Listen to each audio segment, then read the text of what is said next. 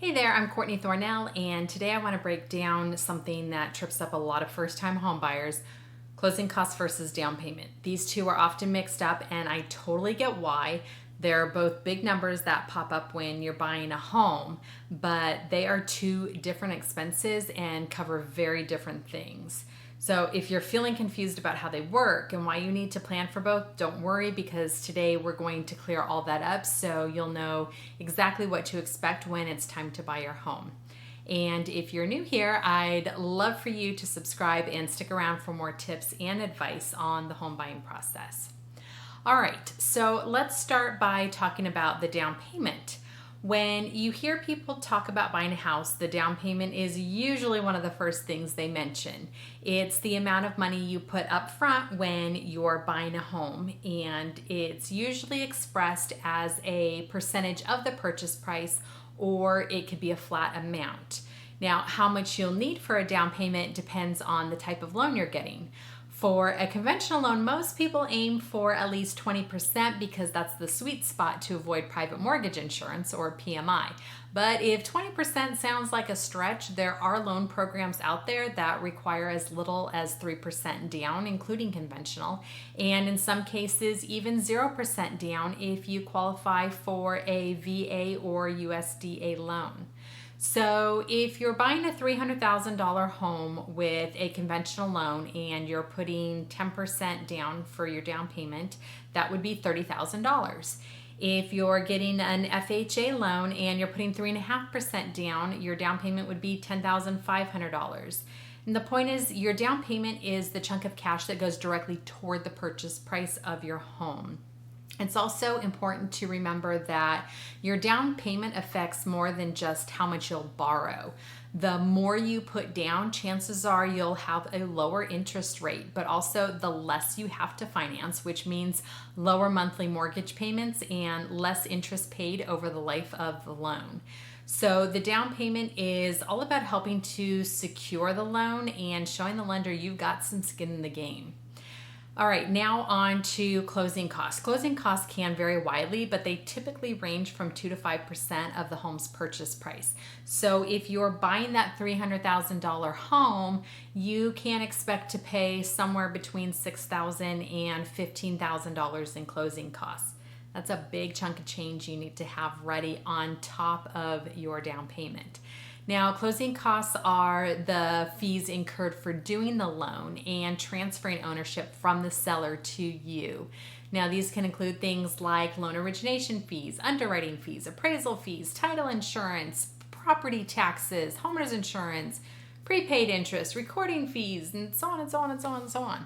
Now, these costs can vary depending on where you're buying, what type of loan you're getting, if you're having your taxes and insurance impounded into your account, if you're buying down your interest rate. A lot of people don't realize that some closing costs, like property taxes and insurance, are based on where you live and can fluctuate quite a bit. I do have another video where I go into the more specifics of closing costs, so check it out. But it's definitely worth taking time to look into what fees are typical in your area so you can be prepared. And it's really important to budget for both. You don't want to be in a situation where you're ready to buy, but then you realize you're short on funds because you didn't account for the closing costs.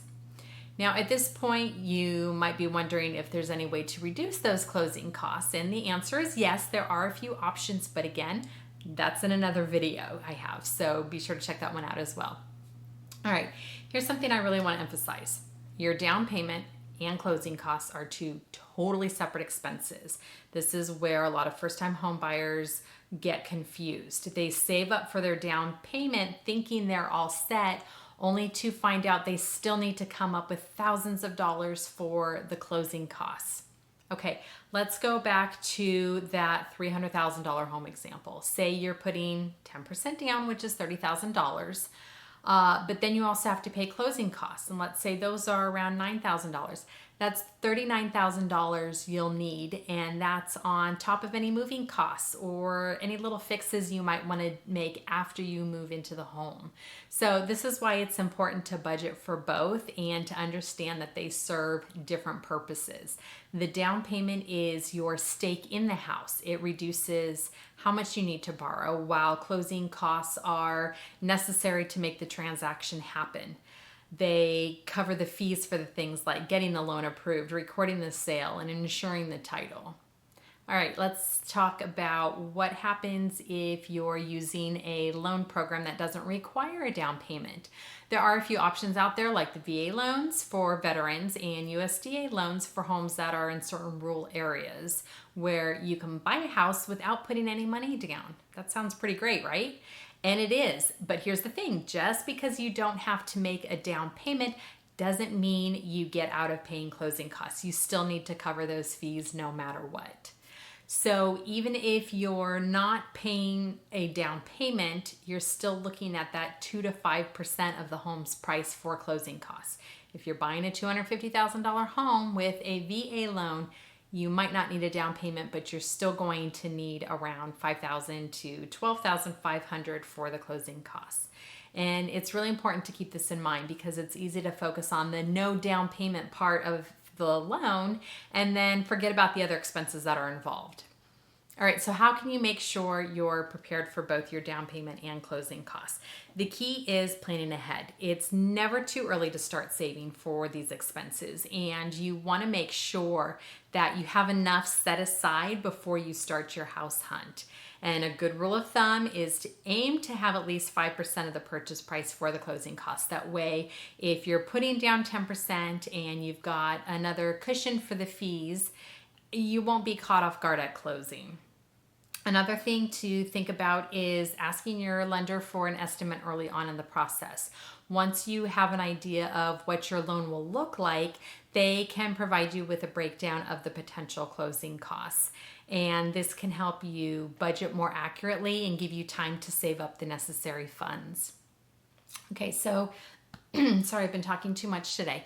To recap, your down payment is your upfront investment in the home, and it's usually a percentage of the purchase price, where your closing costs are the fees needed to finalize the transaction, and they're completely separate from your down payment. So whether you're putting 20% down or using a no down payment loan, you still need to cover your closing costs. So buying a home is one of the biggest financial commitments you'll make, so make sure you have a clear understanding of all the costs involved, and that will help you feel more confident and prepared whenever you do go into escrow on a property. Now, if you're planning on buying a home and want to talk more about what you can expect for down payments and closing costs, feel free to reach out or drop a comment. I can help you break down the numbers and we can create a plan that works for your budget. And as always, if you found this video helpful, make sure to hit that like button and subscribe for more tips and advice on home buying and mortgages. Thanks for watching. I'll see you next week.